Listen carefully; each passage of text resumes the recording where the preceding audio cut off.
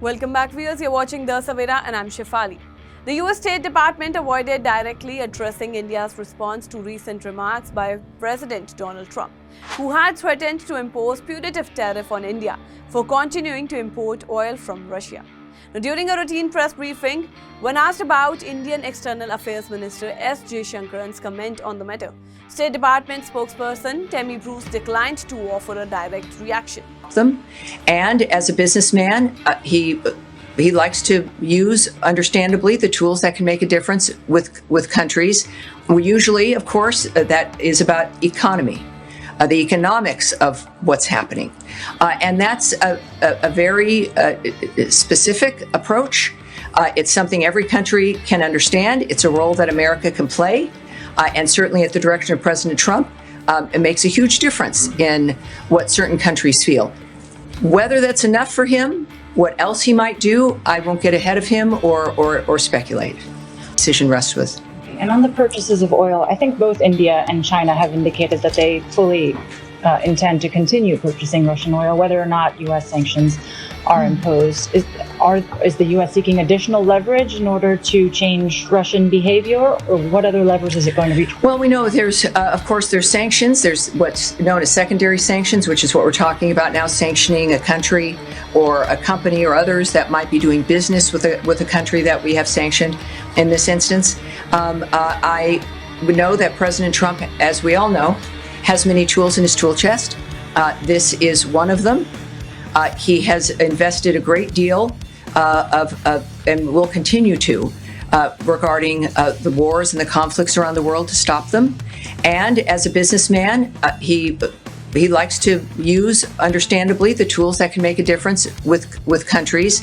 Usually, of course, that is about economy, the economics of what's happening. And that's a very specific approach.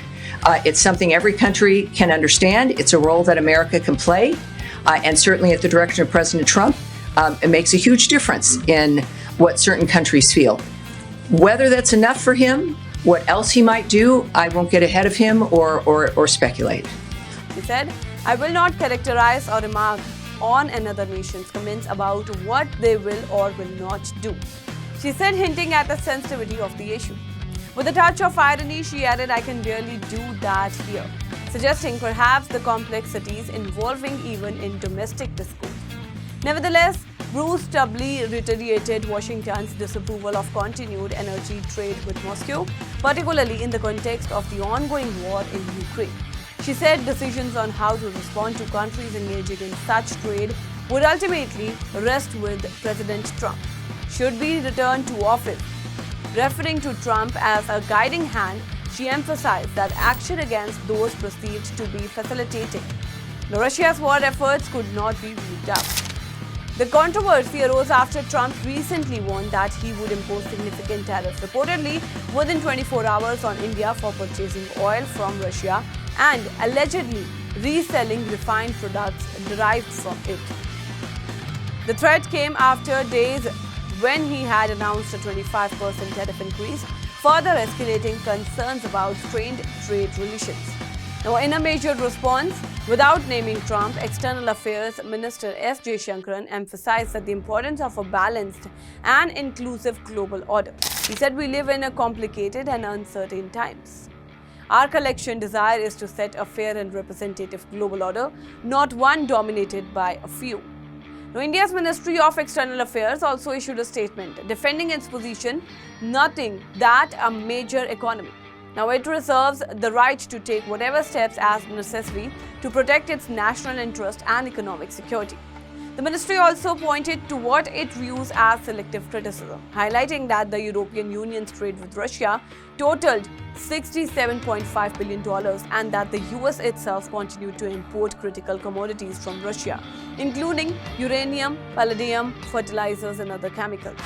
Meanwhile, US Ambassador to the United States and one-time presidential candidate Nikki Haley addressed her voice to the discussion, cautioning against aligning a key democratic partner like India. In a post on X, Haley acknowledged that India should reconsider buying oil from Russia, but criticized the inconsistency in US policy. She pointed out that while India was being targeted with immediate tariffs, China, Russia's largest energy customer, has received a 90-day reprieve. She said, "Don't give China a pass and burn a relationship with a strong ally like India." Now, further defending the proposed tariff strategy, Roos said Trump views trade tools such as secondary tariffs as an extensive means of influencing global conflict. She described the approach as consistent with Trump's business-oriented mindset, while economic pressure is preferred over military engagement. Which mentioned, as a businessman, he likes to use tools that can make a difference, she said. It's about the economy, and that's something every country stands.